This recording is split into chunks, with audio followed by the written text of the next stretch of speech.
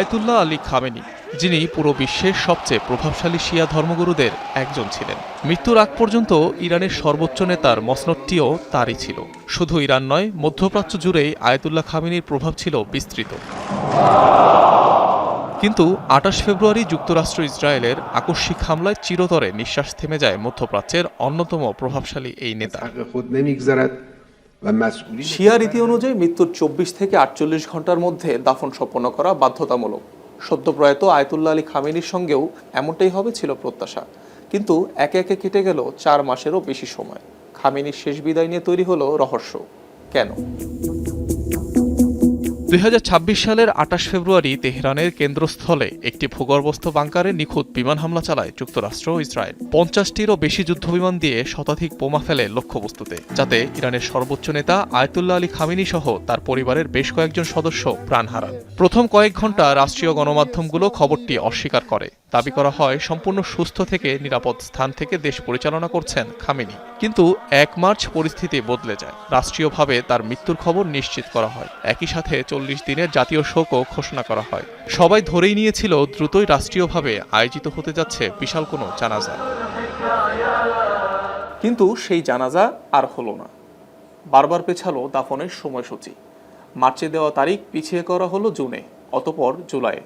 অন্যদিকে একটি দেশের সর্বোচ্চ নেতার মরদেহ পড়ে থাকলো হিমাগারে।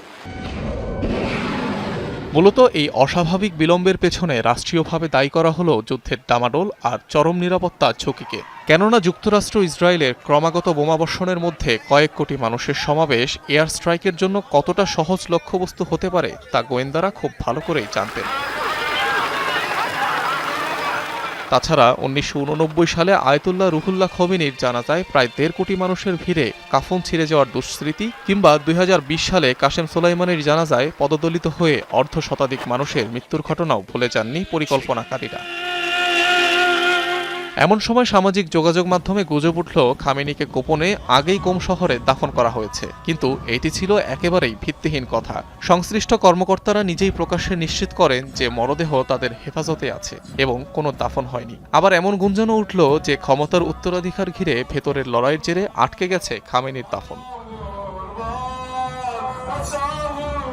এদিকে নিরাপত্তা আর অতীত অভিজ্ঞতার বাইরেও পর্দার আড়ালে চলছিল এক জটিল লড়াই। খামেনির ছেলে মুস্তাফা খামেনি, যাকে নতুন নেতা হিসেবে বেছে নেওয়া হয়েছিল, তিনিও ২৮ ফেব্রুয়ারির সেই হামলায় মারাত্মক জখম হন। দাফন অনুষ্ঠান হলে নতুন নেতা হিসেবে তাকে জনসম্মুখে আসতে হতো, কিন্তু তাতে তার শারীরিক অক্ষমতা প্রকাশ পেত। ঠিক এই সুযোগটি কাজে লাগিয়েছিল ইরানের বিপ্লবী গার্ড বাহিনী আইআরজিসি। দাফনহীন এই সময়কে কাজে লাগিয়ে তারা নীরবে একটি সামরিক অভ্যুত্থান ঘটায়, যেখানে নামমাত্র নেতা হিসেবে রাখা হয় মোস্তাফা খামেনিকে। আর এদিকে শীর্ষ কমান্ডারদের নিয়ে একটি সামরিক কাউন্সিল গঠন করে আইআরজিসি, যারা কার্যত পুরো রাষ্ট্রের নিয়ন্ত্রণ নিয়ে নেয়। তবে শিয়া ইসলামে দেরিতে দাফন অত্যন্ত অস্বাভাবিক হলেও খামেনি প্রশাসন এই ঘটনার একটি ধর্মতাত্ত্বিক ব্যাখ্যা দাঁড় করায়। দাবি করা হয় চরম নিরাপত্তা ঝুঁকিতে বা প্রাণ বাঁচানোর তাগিদে দাফন পেছানো কিংবা মরদেহ হিমাগারে রাখা ইসলামী আইনে বৈধ।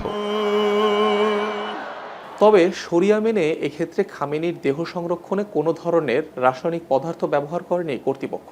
কেননা ইসলাম ধর্মে মরদেহ সংরক্ষণে কোনো ধরনের রাসায়নিক পদার্থের ব্যবহার বা এমবামিং নিষিদ্ধ।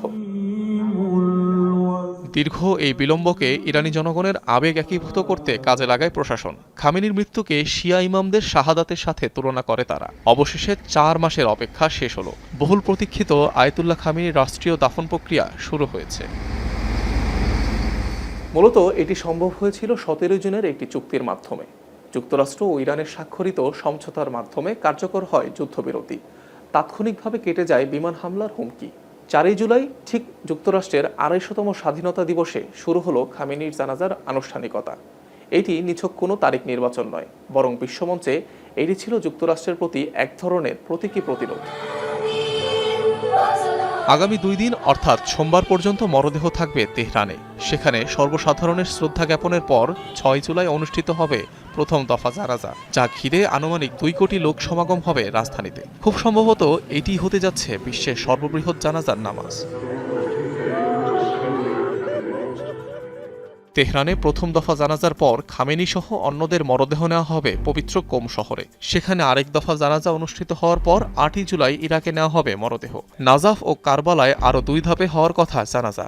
9 জুলাই মাশহাদ শহরে ইমাম রেজার মাজারে সমাহিত করা হবে আয়াতুল্লাহ আলী খামেনিকে। দীর্ঘ এই বিলম্ব শুধুমাত্র একটি মরদেহ দাফনের গল্পের অপেক্ষা নয়, বরং চরম চাপের মুখে কিভাবে এটি রাষ্ট্র টিকে থাকে তারই প্রামাণ্য এক দলিল।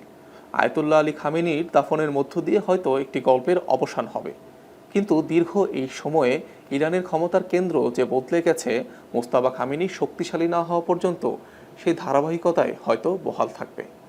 অনিক রহমান, যমুনা নিউজ।